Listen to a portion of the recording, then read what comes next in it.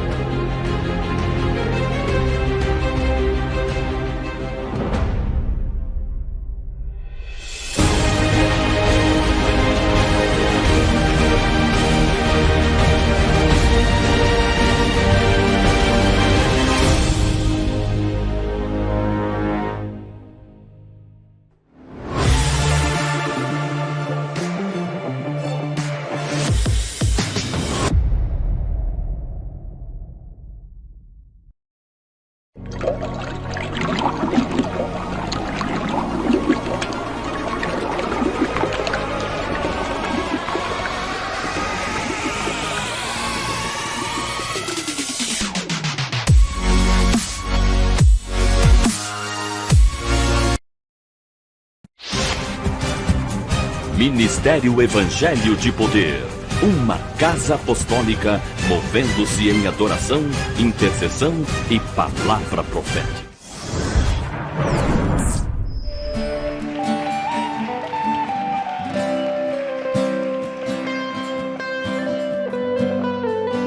Vamos lá. Você crê nisso, querido?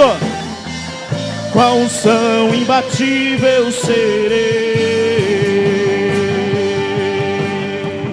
Uma só palavra que Deus manda vai fazer a minha vida mudar. Em meio às lutas eu vou triunfar. Só igreja.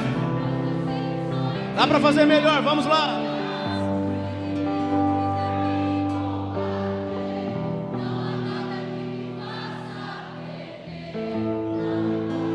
Vamos dizer mais uma vez, uma só palavra.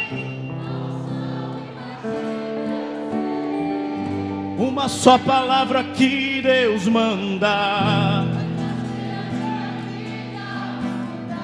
Em meio às lutas eu vou triunfar, pois eu sei que só em ti confia. Se o inimigo quiser me combater, não há nada que me faça temer.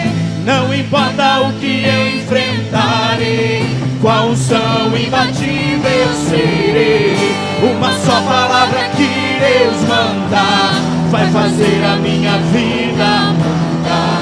Em meio às lutas eu vou triunfar, pois eu sei que só em ti confia. Se o inimigo quiser me combater, não há nada que me faça temer. Não importa o que eu enfrentarei, com a unção imbatível eu serei. Uma só palavra que Deus manda vai fazer a minha vida mudar. Em meio às lutas eu vou triunfar, pois eu sei que só em ti confia. Se o inimigo quiser me combater, não há nada que me faça temer. Não importa o que eu enfrentarei, com a unção imbatível eu serei. Com a unção imbatível eu serei. Com a unção imbatível eu serei.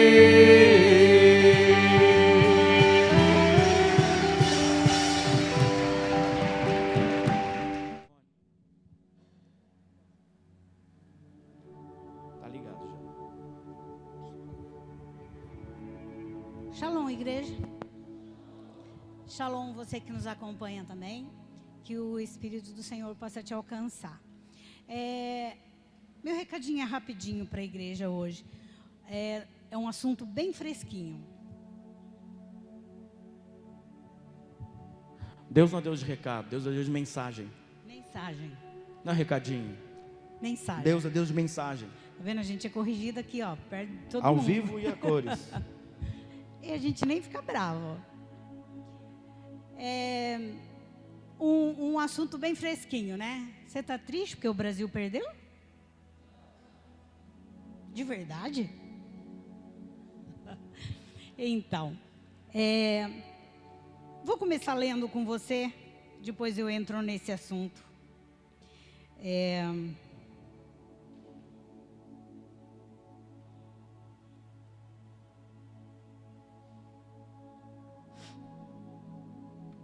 Em Filipenses 4, 5 e 6 diz assim: seja a vossa equidade notória a todos os homens, perto está o Senhor.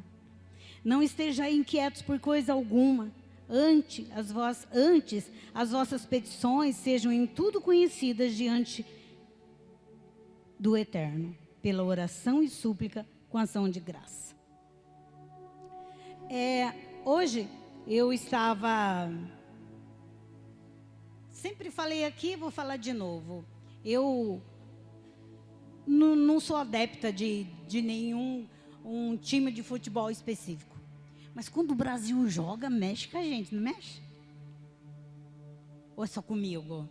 Tem que ser sincero. Quem não torce pelo seu país, todo mundo torce. Mas eu vim aqui falar de futebol.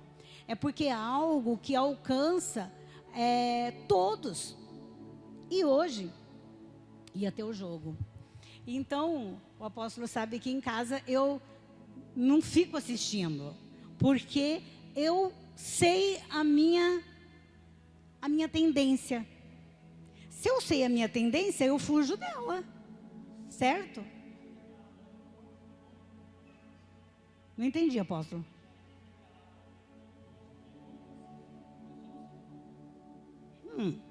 Tá. Então, eu já disse, eu não gosto de qualquer futebol. Mas do Brasil, por quê? A gente foi ensinado a isso, né? Com o pai, com a mãe. Minha mãe brigava o tempo todo, quando tinha futebol, com a televisão. E você aprende com os seus pais, ele embute em você. Então, eis a pergunta: que exemplo você tem sido para o seu filho? O que você tem ensinado para ele, que a gente ensina no dia a dia. Mas isso foi nos ensinado, né? Foi embutido no nosso DNA ser torcedora. E eu, quando logo me converti, vou contar isso rapidinho, eu era jovem, né? Tinha 18 anos, então a gente tinha ainda voleibol na igreja, tal, tinha várias coisas. E eu comecei a jogar pela igreja. E a gente viajava. A gente ia para Curitiba, a gente ia para Belo Horizonte. E eu jogava voleibol com a igreja. E aí, na terceira viagem, eu vi que aquilo estava sendo corrosivo para mim. Porque eu dava o sangue. Eu sou daquelas que, quando eu abraço a causa, eu visto a camisa, eu dou o sangue. E eu achava que as meninas não davam sangue igual eu. E a gente perdia, eu vinha acabada. Então, quando a gente ia para um acampamento que era para ter uma edificação espiritual, não estava acontecendo comigo isso. Falei, quer saber? Não vou mais fazer isso. Mas o Senhor falou comigo. Aí o nosso líder jovem, mas como não? Como você não vai jogar? Você é muito boa. Eu falei, não, é por isso mesmo, eu não vou jogar mais, porque está me corrompendo. Então, que a gente possa ter esse discernimento, quando aquilo não está edificando no Senhor, afaste-se. A gente tem que ser forte na carne para fazer isso. E eu me afastei e depois logo parou e não teve mais. Por que eu estou falando isso? Hoje, nas igrejas, se preocupa muito de deixar o jovem alegre, deixar os casais alegres, enfim, deixar o povo alegre, né? Então, eles arranjam entretenimento. E muito vejo que não se fala mais da volta de Yeshua. Não se fala, pouco se fala.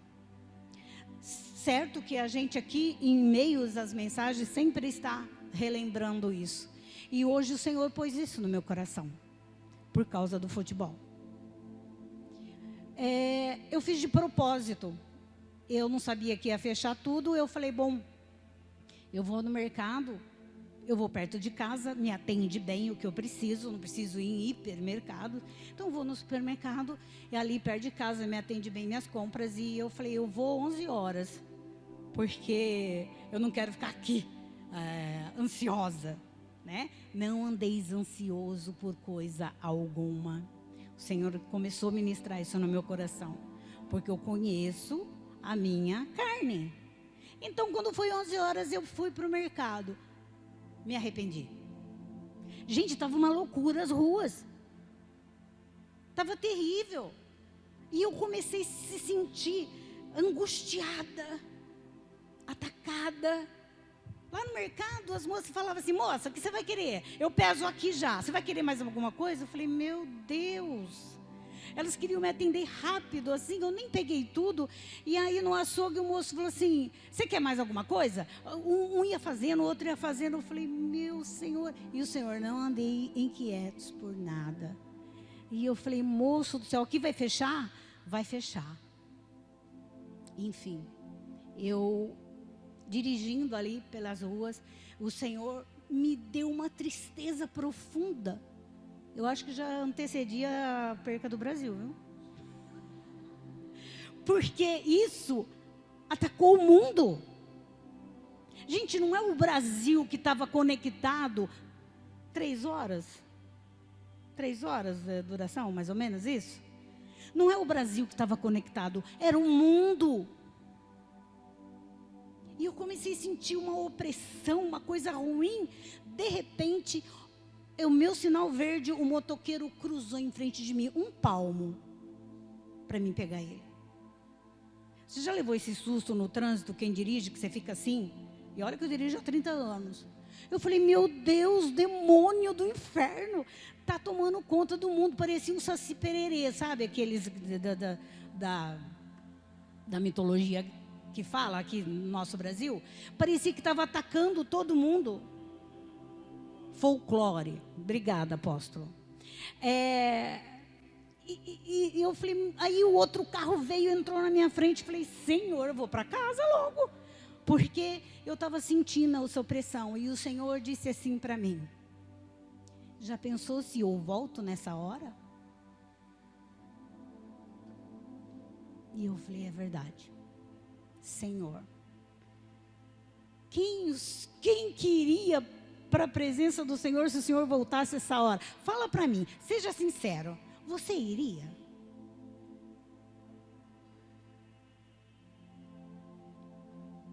Que fique essa pergunta para você. Você iria?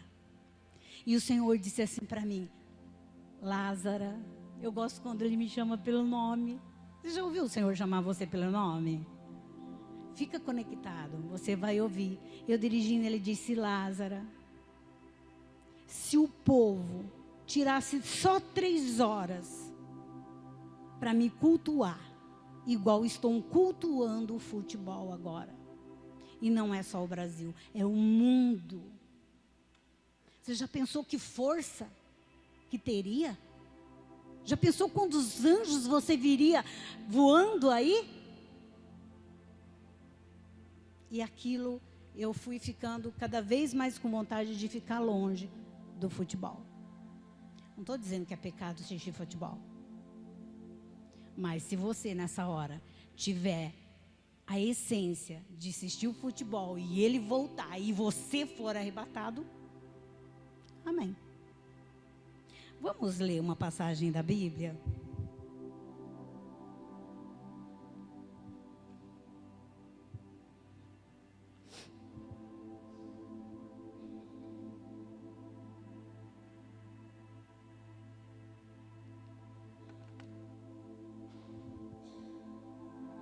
Está em Mateus 24, 36.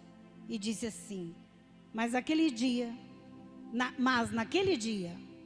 porque o povo estava perguntando para Yeshua quando seria o dia da volta dele. E ele disse: mas naquele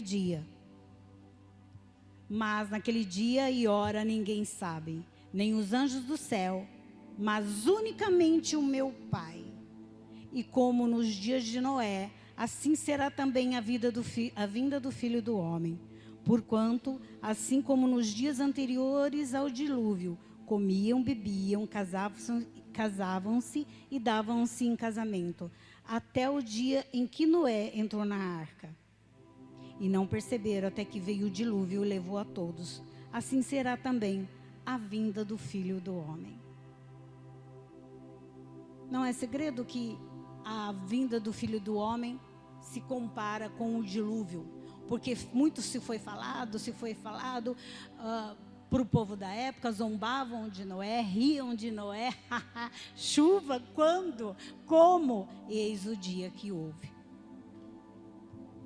E também nós temos a promessa que Yeshua voltará. Eu vou ler com você um trecho da palavra. E às vezes nos pega tão preocupado com meu bebê, com a minha profissão, com o meu salário, com que profissão eu vou ter.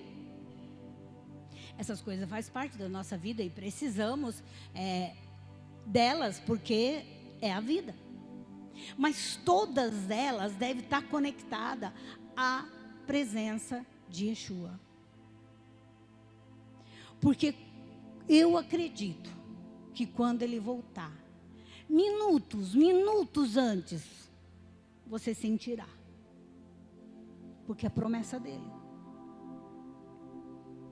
Então a gente precisa estar conectado. E todas essas coisas nos desconectam a isso. E até mesmo na igreja. Eu vejo pessoas vindo na igreja preocupadas com uma profecia. Hoje eu vou porque eu estou querendo que o meu salário aumente. Então, Senhor, usa o apóstolo, usa alguém do altar, Senhor. A pessoa só está esperando a profecia se o salário dela vai aumentar. Estou dando um exemplo. E muitas outras coisas. E aí você esquece de saber que o seu coração precisa estar limpo, porque se Yeshua voltar, você não vai. E aí eu contemplei, acredite se quiser, eu dirigindo, eu contemplei o Senhor voltando, e a igreja subindo, e povo desaparecendo. E quando o jogo acabasse, você não ia mais me encontrar, aleluia. Eu não sei se ia encontrar vocês, mas você não ia me encontrar. No entanto, teve o jogo. Às vezes eu nem preciso assistir, porque às vezes os meus vizinhos fazem churrasco, e é nessa questão que eu vou pegar você. Você recebe convites. Vamos se reunir para assistir o jogo? Uau, vamos, ali você traz carne, vamos fazer churrasco, tal. Ok, vamos se juntar, e aquela euforia toda. Algum dia você programou um churrasco e com essa euforia os seus amigos receberam esse convite e foi com euforia e chegou lá, você ensinou uma paraxá? Né, pastores? Você pode fazer isso, mas nós temos vergonha. Não temos vergonha de reunir amigos para o churrasco do jogo, para um aniversário, o que seja. Mas temos vergonha. Ele não vai aceitar. Ou então nem vou falar, sabe? Vem cá, vamos fazer um churrasco. Na hora eu abro a Bíblia. Não. Antecipa. Vamos fazer um churrasco. Eu quero ler com você uma passagem da palavra. Será que vai ter fogos? Em 5 minutos o Senhor falou tudo isso ao meu coração. E eu falei, Senhor, Glória a Deus, porque eu já fiz isso na minha casa. Já convidei bastante pessoas e a gente leu a palavra na minha casa. A gente faz isso com você. Mas você já fez isso? Ou você foi convidada alguma vez para isso? É raro, porque não é costume fazer isso. Só se festeja coisas carnais e não festeja as coisas do Senhor. Isso é triste, porque os nossos filhos, nós vamos lá, compramos bandeirinhas, compramos vuvuzela, compramos blusa do Brasil. A blusa do ministério você já comprou? Já vestiu a camisa do ministério? Ou você tem vergonha de sair com ela? Uma vez eu estava com a Viva, né? Viva Cordeiro, mas tem o Viva Grande, obrigada, Deus abençoe. E tem Viva o Cordeiro Grande. Gente, o Senhor usou a camiseta para eu começar a falar dele no mercado. E foi uma benção. E eu muitas vezes saio com a camiseta, as pessoas vêm, e nem é proposital. Por que eu coloquei a camiseta e saí? E já me falaram que já aconteceu com algumas pessoas também. Às vezes você está caminhando com a camiseta, as pessoas vêm e lê assim, casa de propósito. E olha essas costas assim. Pelo menos um ponto de interrogação fica. Por que eu estou falando? Porque a gente veste a camisa e fora de muitas coisas, mas não vestimos a camiseta do Evangelho. Não vestimos a camiseta do Senhor. Hoje os louvores veio bem a calhar com essa palavra, né? E eu lembrei muito de um louvor que a gente cantava. O Rei vem vindo. Qualquer hora o grupo de louvor canta esse louvor. O Rei vem vindo. E fala, quando o Rei chegou, lojas fechadas, não tinha mais ninguém para atender. Porque o Rei voltou. Então isso precisa ser lembrado no nosso meio, para que não nos pegue de surpresa. Quando alguém te irritar, te deixar com raiva, eu confesso para você que eu já fui bem bocuda. Algumas pessoas me conhecem, tipo assim, a pessoa ela me afronta, eu já tenho uma resposta na hora. Eu às vezes não queria ser assim, mas é a sua natureza. Mas de um tempo para cá, eu tenho me calado, porque eu penso, o meu rei vai voltar. E se ele voltar e me encontrar discutindo por coisas balela, quem vai perder sou eu. Então, leva desaforo para casa assim, você vai ganhar. Só você vai ganhar. Terminando essa palavra, eu quero ler com você Mateus 24. Mateus 24, de 30 em diante. Yeshua falando, alguma parte aqui Yeshua fala. Então o sinal do Filho do Homem aparecerá no céu. Todas as tribos da terra se lamentarão, verão o Filho do Homem vindo nas nuvens do céu, com grande poder e glória. Ele enviará seus anjos com grande som do chofar. Eles reunirão o povo eleito dos quatro ventos, de uma extremidade do céu à outra. Que a figueira lhes ensine uma lição. Quando os ramos brotam e as folhas parecem, vocês sabem que o verão está próximo. Da mesma forma, quando virem todas essas coisas, saberão que o tempo está próximo, às portas. E eu lhes digo que este povo não passará antes que todas as coisas aconteçam. O céu e a terra passarão, mas as minhas palavras jamais passarão. Quanto ao dia e à hora, ninguém sabe, nem os anjos do céu, nem o filho, apenas o Pai. Porque a vinda do Filho do Homem será como ocorreu nos dias de Noa, nos dias do dilúvio. E a gente já leu antes com você.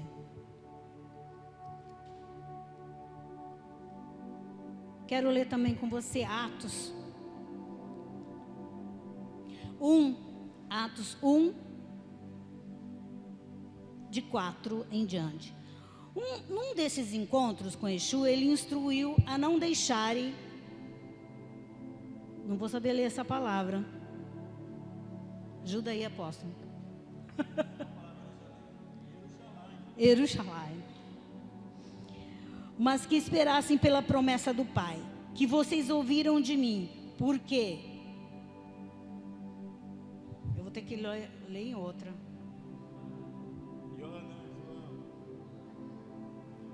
Eu tenho receio de falar uma coisa qualquer. Ela tem medo de errar o hebraico, ela não lê. É o João. Olha lá. Naqueles dias que se haviam reunido, perguntaram dizendo: Senhor, restaurará tu nesse tempo o reino de Israel? E disse-lhes: não vos pertence a saber os tempos ou as estações que o Pai estabeleceu pelo seu próprio poder.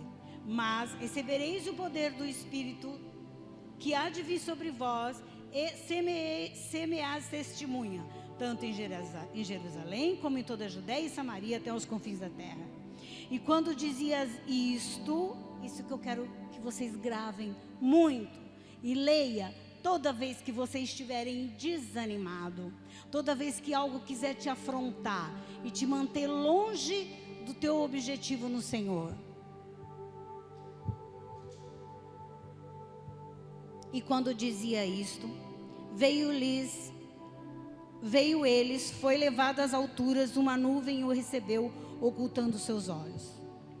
E estando com os olhos fitos no céu, enquanto ele subia, eis que junto dele se puseram os homens vestidos de branco, os quais lhe disseram: homens galileus, por que estáis olhando para o céu? Este Yeshua, que dentre de vós foi recebido em cima no céu, há de vir, assim como para o céu os vistes ir. Vocês entenderam? Isso é uma promessa.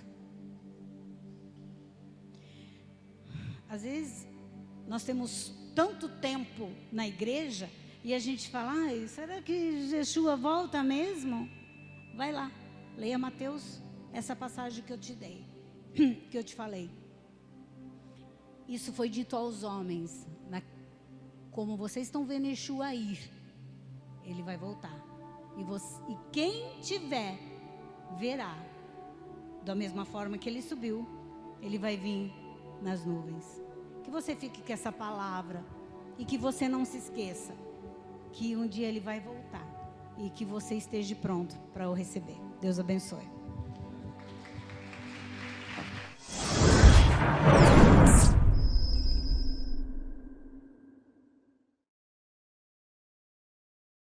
Que a bispa usou, vou aproveitar, vocês cortaram eu aí, ó. Vou aproveitar que ela usou o fato do jogo da Copa, para dizer uma coisa. Deus, ele fala conosco em todos os ambientes, em todo lugar você pode ver Deus. E eu vi uma cena onde o Senhor falou comigo, só rapidamente, não vou pregar não, o pastor que vai vir aqui. Acabou o jogo, lá perdeu lá o negócio. Eu estava aguando as plantas no jardim. Depois eu entrei, não vi que estava fazendo barulho, né? Falei: acho que esse negócio vai perder. Aí ligou lá. Nessa hora o Andrew chegou em casa também. Aí eu vi uma cena que Deus falou comigo. A cena foi o capitão do time lá, o capitão não, o treinador do time, né? O técnico pegou a água, deu uma golada na água, bocejou a água, engoliu ou cuspiu, sei lá, e virou as costas, foi embora, desceu pro vestiário. Nesta hora, o Senhor falou assim comigo: é isto que o povo faz com a mesa. Na hora que eles estão perdendo, eles não vão à mesa, eles abandonam a mim. Eu nem sabia que ele ia usar o negócio do jogo aí. Eu só estou falando isso porque o Senhor falou comigo e eu pego essas coisas para mim e não fico falando não. Porque a gente não é crentão, né? Pagar de crentão, falar tudo. Olha, Deus falou comigo nesta semana. Porque tem gente que é assim, né? Nossa, olha, o sol raiou, Deus falou comigo. Poxa vida. Mas em tudo Deus fala. E eu quero deixar isso registrado então. Na hora do tudo bem, se tivesse ganhado o jogo, ia lá com o cabelo amarelo imitar um pombo. Ô, dancinha feia para burro. Não é feio para burro. Que bando de idiota imitando um pombo. Eles esquecem que pombo, não posso falar isso. Não, pombo tem também o espírito de orgulho. Mas eles esquecem que o pombo tem o trato intestinal livre. Eu não posso falar abertamente aqui. Não entenderam ainda. O pombo não tem as pregas do devido modo para segurar, né? Então imita o pombo, você vai ver o que você vai fazer depois. É que eu não posso usar a palavra em respeito a você. Se eu estivesse fora do ao vivo, talvez eu falaria. Né? Você já entendeu. Querido, não dê as costas para a mesa. Não vou nem entrar no mérito aqui de que líder não faz isso, né? Líder está lá. Se perdeu está lá, se ganhou está lá. Não quero falar de ninguém. Não gosto de futebol, não sou analítico, não faço análise de futebol, não conheço nada, não sei nem de jogador nenhum. Só estou falando de uma cena que eu vi que o Senhor falou comigo. É isso que o povo faz. Quando eles perdem, eles dão as costas para mim. Murmuram e reclamam. Foi assim no deserto. Imagina agora, né, irmão? Pode vir, pastor.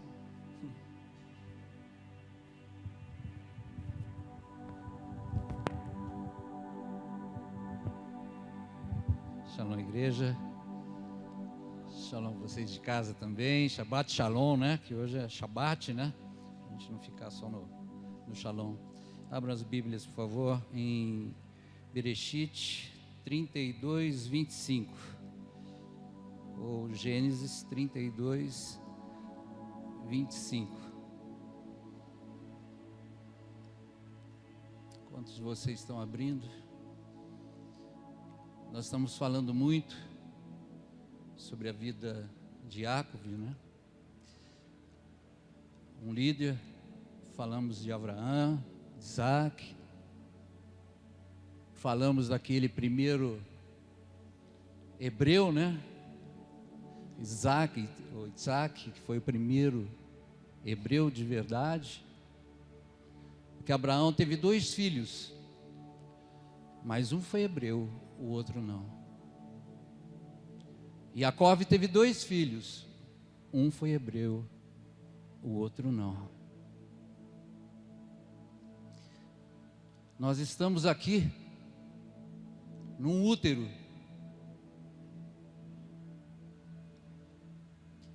Muitos vieram de outras denominações, não nasceram propriamente dito no encontro com Yeshua nesta casa. Mas o que eu quero dizer para você, você pode estar aqui, mas não ser filho daqui. Porque tinha uma promessa sobre aqueles 2 irmãos. Esaú tentou de toda maneira não permitir que Jacob nascesse. Ele sentiu as dores dele pisando sobre o irmão.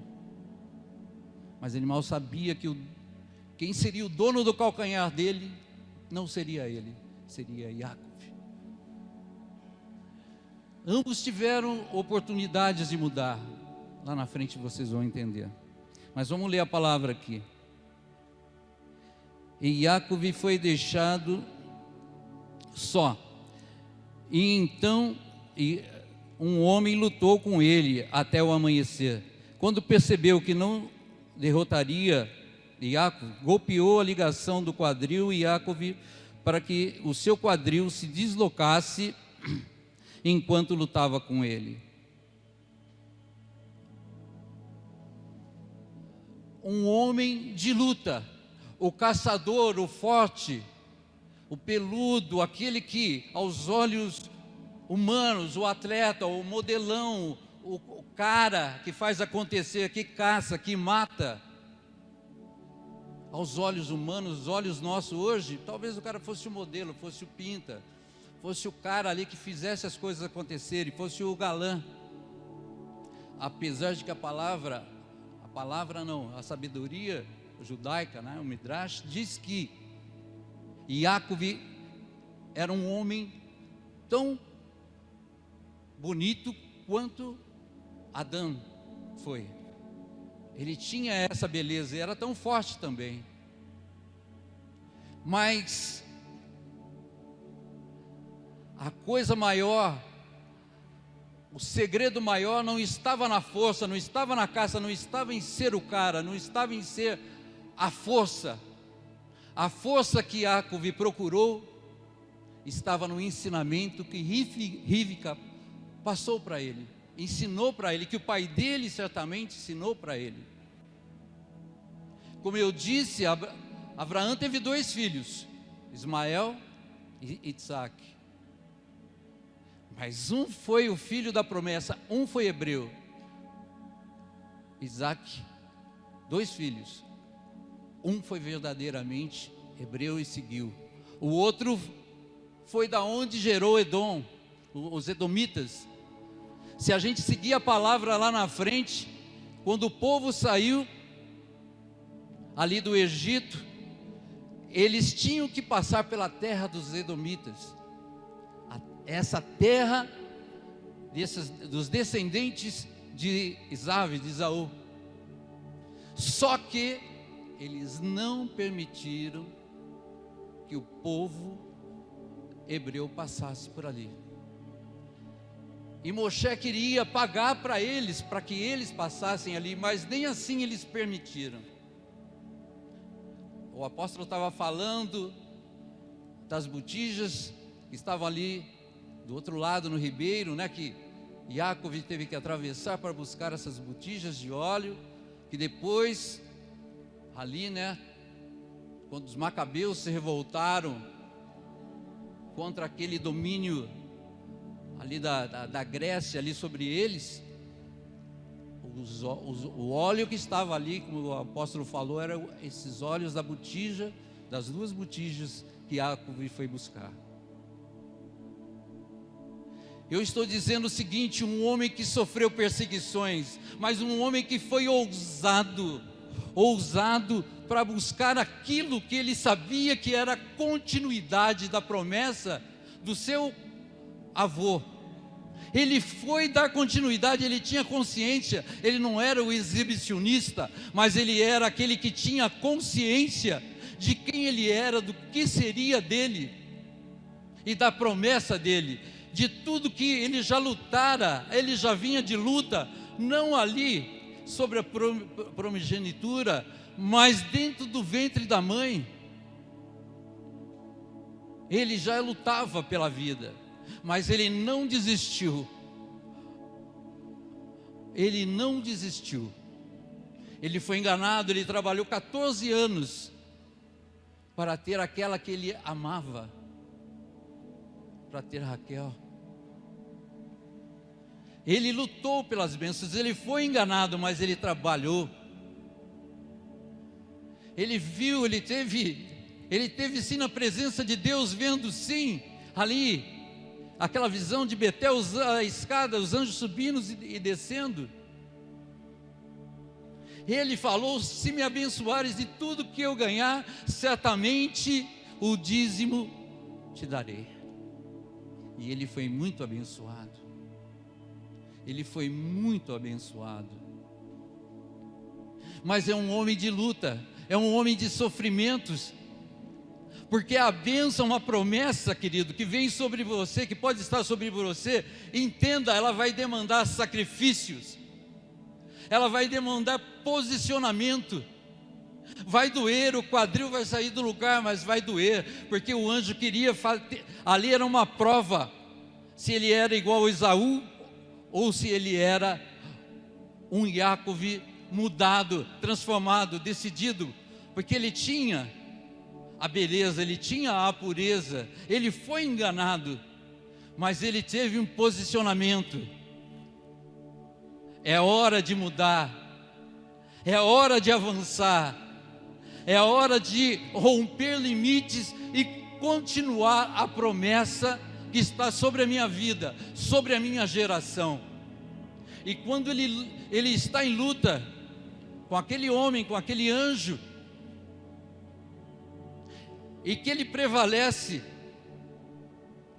ele pede a bênção para que ele seja abençoado. O nome dele é mudado. Entenda você, o teu nome foi mudado.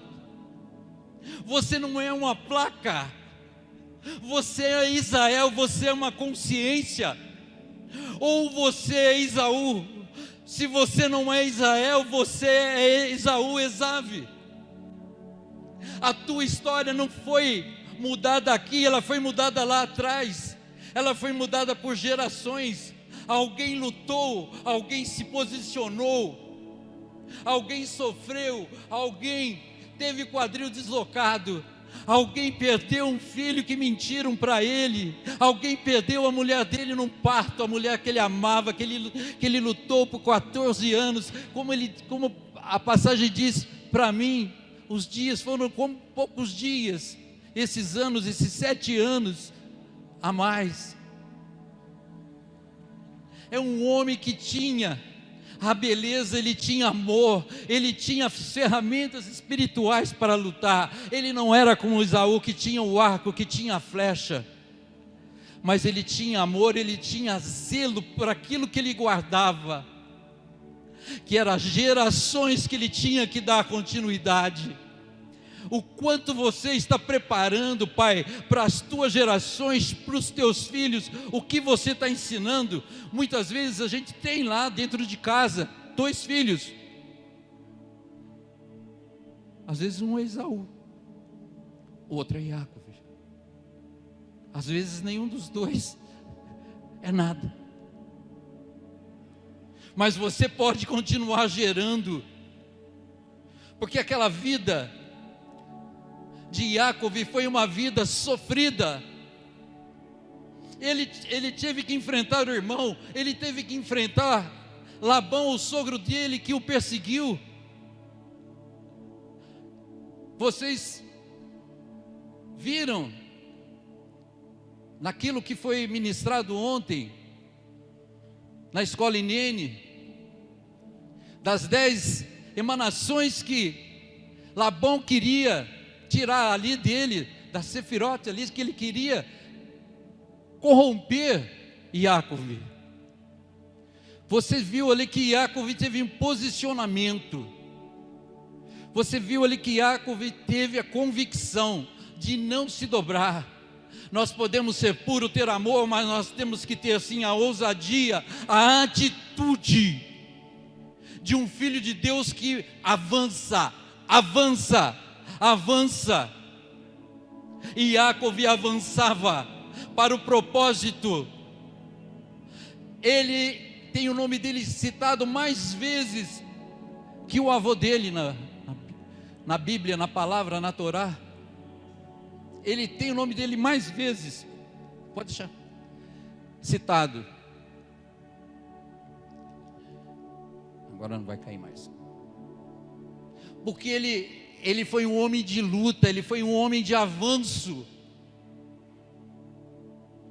Ele teve sim dores de lutar, de ser enganado, de ter que enfrentar o irmão, de ter que fugir do lar ali onde ele estava com seu pai. Atitude errada, mas com firme propósito, convicto de que era dele a bênção.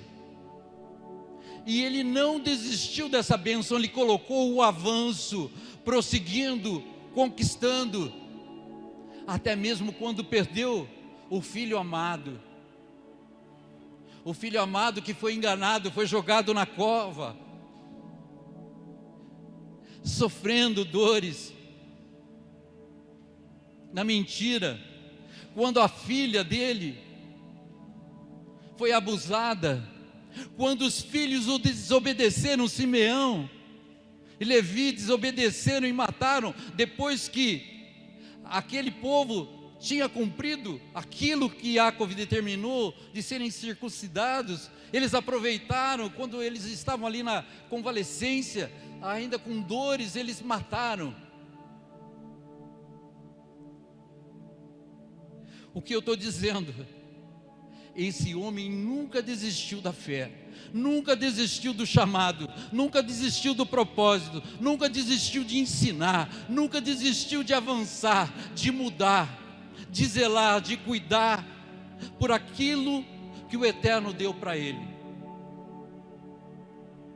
O Eterno não deu o nome de Israel para ele, o Eterno deu o nome de Israel por uma geração. Uma antiga primeira-ministra de Israel, Golda Meir, como queiram, ela disse, então assim, brincando com outros, né, que Deus atrasou Israel por 40 anos no deserto, e ainda fez o povo entrar numa terra seca, numa terra que fala que tem leite e mel, mas a maior parte da terra, ela é desértica. Mas ela se lembrou, o maior legado de Israel não é só a terra, é a tenaz do povo, é um povo que passa de geração a geração o ensinamento, o avanço, ou mesmo perseguição que Jacob sofreu, o povo sofre até hoje.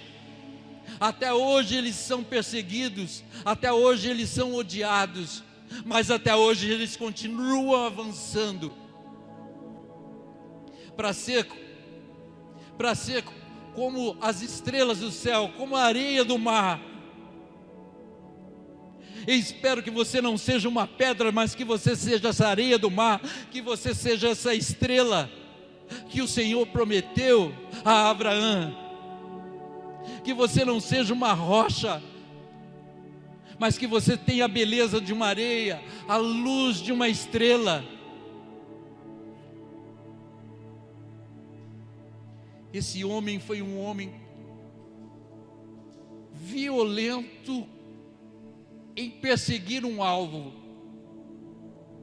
em cuidar de gerações, porque quando os seus filhos estavam ali no Egito, e Iosef já era levantado ali como o segundo do Egito, eles foram ali buscar mantimentos, porque em Canaã a seca era grande, não tinha comida.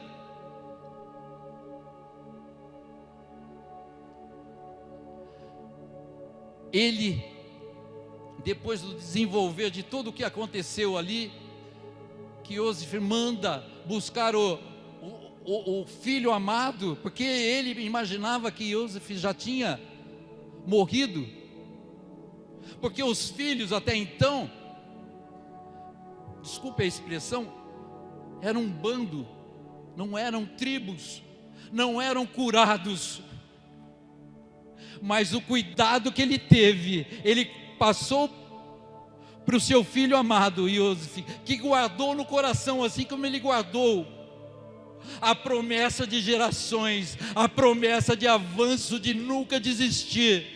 Ele estava no Egito, mas ele sabia o útero que ele tinha sido gerado, ele sabia de onde a paternidade de quem ele tinha, ele sabia o Deus que ele servia. Ele não se curvou aos deuses do Egito, ele não foi atrás de uma religiosidade barata, mas ele se posicionou como um homem de fé, um homem sim que soube como pai passar por sacrifícios, lutar e avançar.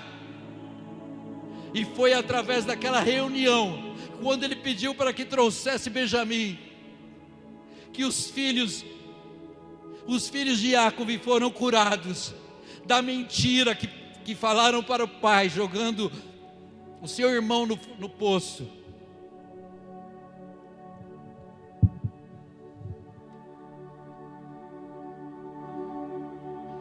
Ali houve uma mudança naquele bando de mentirosos, porque Judá, a raiz de Davi, aquele de que o trono nunca ia ficar vazio, foi um que esteve relacionado com a nora, que se passou por uma prostituta, deixou até o cajado dele de autoridade com ela, como promessa de pagamento. E Jacó também perdeu 2 netos, porque os seus filhos, os filhos de Judá, não honraram o compromisso com essa moça que teve que se passar por uma prostituta para ter a sua geração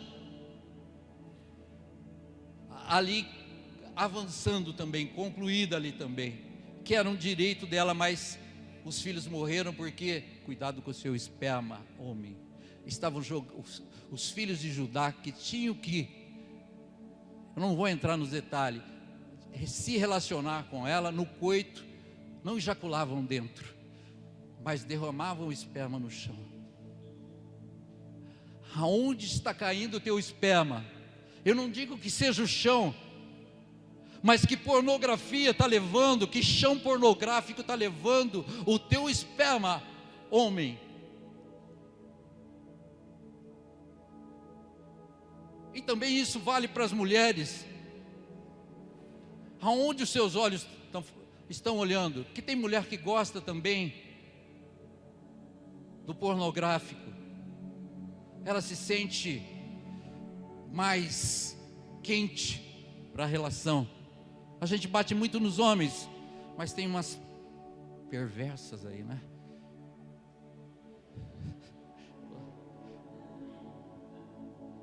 Umas perversas, pervertidas.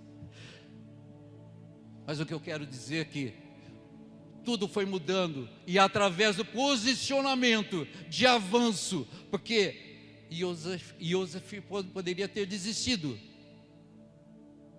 Ele poderia ter desistido, mas ele avançou sobre a promessa, sobre aquilo que era a revelação para ele de que iria acontecer. Todos os irmãos reunidos, como aqueles molhos, aqueles fachos ali de trigo, cevada, sei lá o que, prostrados diante dele. Ele poderia ter usado de violência, ter destruído os irmãos, por tudo que ele sofreu, mas ele tinha a beleza que o seu pai tinha. Ele tinha o DNA do pai, de beleza, de Gevurá, porque ele tinha entendimento, uma compreensão, um avanço. Ele tinha sabedoria, ele tinha Rockman, ele tinha gerado, ele tinha conquistado o sofrimento, o sacrifício, mas aliado a Biná, levando você para Rockman, para sabedoria, vai te gerar força para avanço, vai te gerar beleza, vai trazer a majestade, o esplendor, vai te dar fundamentos, e é só para você continuar. Ele tinha firmeza, porque ele sabia que sobre ele, sobre a vida dele, estava a sorte de um povo que ainda não tinha sido colocado diante da Torá, mas ele já tinha consciência de um avanço, ele já tinha consciência do Israel. Você tem consciência que você é Israel, que você faz parte dessa consciência, desse mover sobrenatural que te leva à conquista, que te leva até as bênçãos. Quando Jacó abençoa, abra aí em Bereshit 48:9, deixa eu ver se é isso aqui mesmo.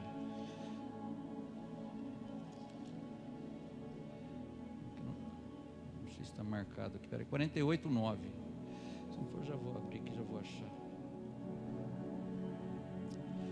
Passei demais.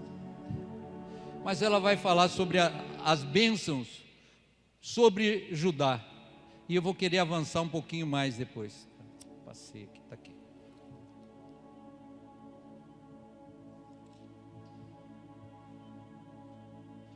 (48)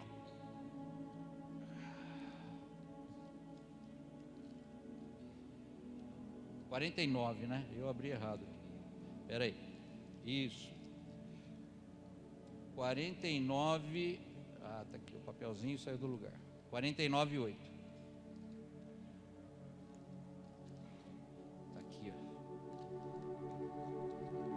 Danadinho, saiu do lugar. 49:8. Ele vai dizer o seguinte: e Judá, seus irmãos o reconhecerão. Isso aqui é a bênção de Jacob sobre os filhos. Lembrando que o filho amado, José, teve seus 2 filhos adotados, recebidos ali pelo avô como filhos dele, e receberam as bênçãos da promessa como tribos de Israel.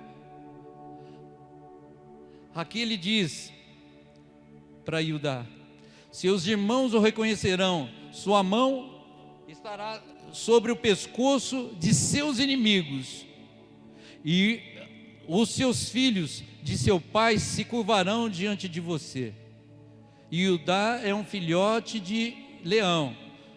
Meu filho, você está sobre a presa.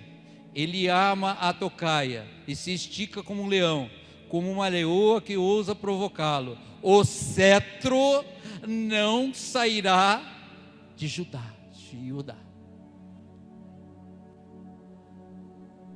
Esse homem, essa tribo, teve o cabeça dela como alguém que estava dando ao cajado de autoridade, entre aspas, para uma prostituta. Ele foi aquele que esteve com os irmãos quando jogaram José no fosso. E esse homem também foi aquele que convenceu Jacob a liberar Benjamim para que fosse até o Egito, porque Jacob sabia da liderança dele e sabia da dor de um pai que havia perdido 2 filhos. Mas até aí tudo bem. Mas o trato que deu a bênção sobre Judá foi que quando ele estava diante de Yosef, ele, a pastora Alana gosta quando eu falo assim, Yosef, ele mudou, porque quando ele se acovardou contra os irmãos, ele não permitiu que matasse, venda ele como escravo. Mas quando Benjamim, ele lutou: faça qualquer coisa comigo, mas não faça com esse filho, que nosso pai morrerá, porque ele já perdeu um filho. Ele não sabia que era José. Eu estou dizendo para você que a tua vida pode ser mudada mediante um posicionamento seu. Na covardia que foi ali no fosso, mas depois de uma entrega, de defender o irmão, eu entro no lugar dele. Pode. Eu estou dizendo que é hora de você mudar a tua vida. É hora de você ter um arrependimento genuíno, verdadeiro, de mudança, para depois você ser reconhecido como leão, como alguém que vai mudar a história, por alguém da onde o Messias virá.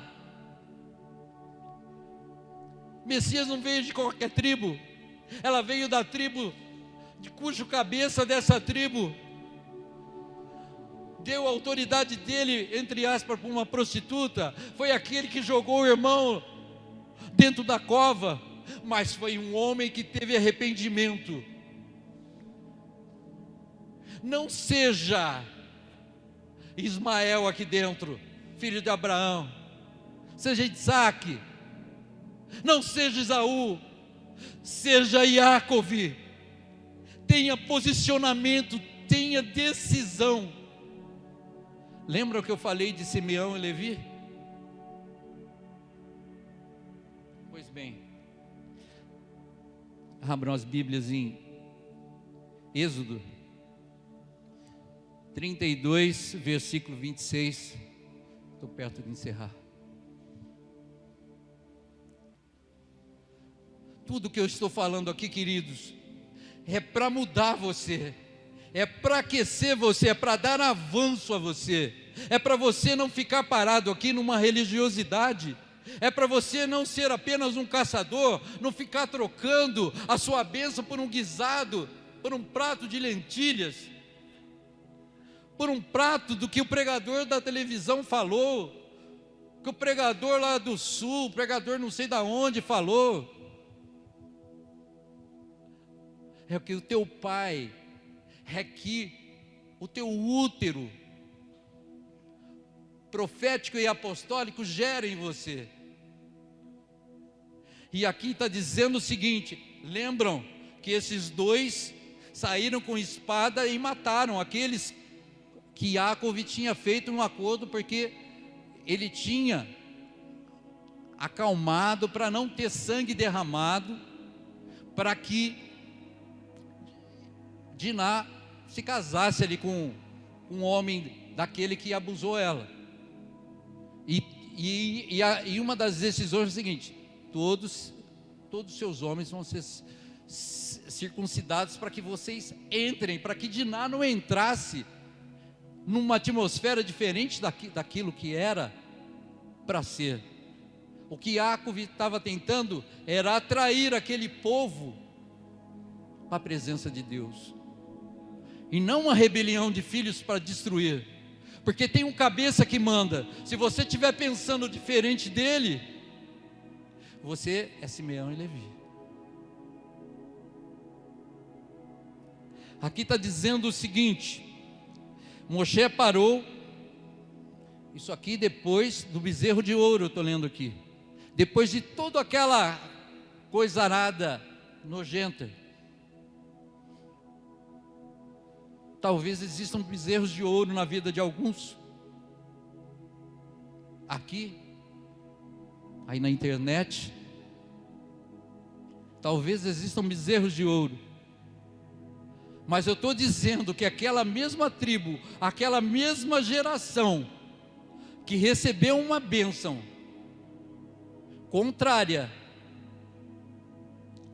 do pai, de ser esparramada, Moshe parou, vamos lá, estão no 26, Moshe parou a entrada do acampamento, Moshe parou a entrada do acampamento e gritou: quem for por Adonai, vem até mim. Todos, prestem atenção, os descendentes de Levi agruparam-se em torno dele. Todos os descendentes de Levi. E eles lhe disse: eis que Adonai, Deus de Israel, diz: cada um de vocês põe a espada a seu lado e suba, desça ao acampamento e de um portão ao outro. Todo homem deve matar seu parente, o próprio amigo e vizinho. Os filhos de Levi fizeram o que Moshe disse. Nesse dia 3.000 homens do povo morreram. Moshe disse: consagre-se hoje para Adonai, pois cada um de vocês está contra o próprio filho e contra o seu parente, a fim de trazerem hoje uma bênção sobre si mesmo. Eles foram resgatados como geração. Yeshua também se levantou no madeiro, não por ele, mas por obediência, para avançar, porque ele mesmo falou: se possível, passa de mim esse cálice, passa de mim essa missão. O silêncio de Deus confirmou que era para ele continuar avançando. Sacrifício, dor, sangue, resgate. Resgate. Quer ser um levita de novo? Ou Levis e Simeão? Se posicionem, porque Moshe chama ao posicionamento. Quem vai estar comigo? Adoradores de bezerro de ouro, quem vai estar comigo? O posicionamento. Deus resgate a esse povo, que passaram a ser os sacerdotes de Israel. O que eu estou dizendo para você, eu não sei do teu pecado, eu não sei do que te afastou de Deus, mas Moshe chama aqueles que estão comigo, aqueles que estão com essa igreja, com esse altar. Se levantem, se mostrem. Se mostrem agora. Vocês estão com esse altar? Se levantem, se mostrem. Ou será que são os levitas antigos?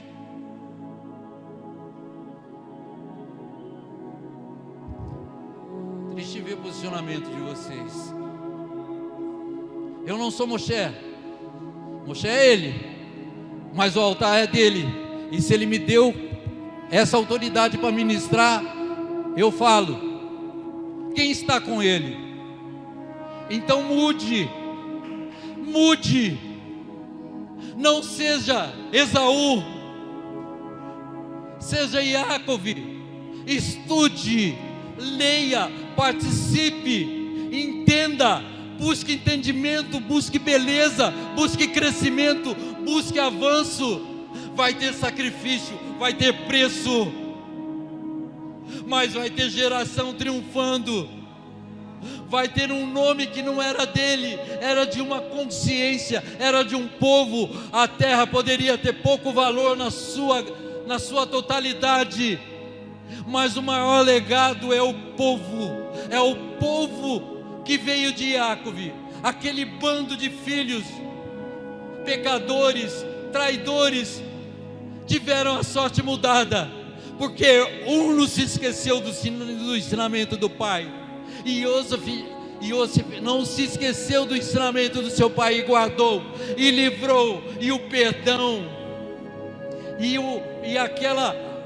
aquele perdão fez com que os irmãos refletissem quanto mal eles fizeram ao pai, às gerações que viriam, porque certamente eles seriam mergulhados, distribuídos, mortos no Egito. Mas teve posicionamento de um homem. Eu espero que seja verdadeiro de cada um o posicionamento de resgate, de serem verdadeiramente reis e sacerdotes, porque eles buscaram conhecimento, entendimento, Binah, Rockman, para ter Tiferet, para ter beleza. Eu quero ver beleza em vocês, eu não quero ver medo, eu não quero ver falta, eu quero ver compromisso, eu quero ver ousadia. Eu quero ver ousadia de tem que lutar com o anjo, eu luto. Se eu tenho que levar toda a minha família, eu levo. Eu não tenho medo dos 400 de Esaú. Eu tenho medo de perder a minha bênção. Eu tenho medo de perder todas as bênçãos espirituais que estão sobre mim, porque você tem bênçãos espirituais desse altar. As bênçãos que estão sobre o apóstolo estão sobre a tua vida, mas você pode perdê-las. O teu posicionamento faz diferença, e Jacob se posicionou. Amém? Se posicionou.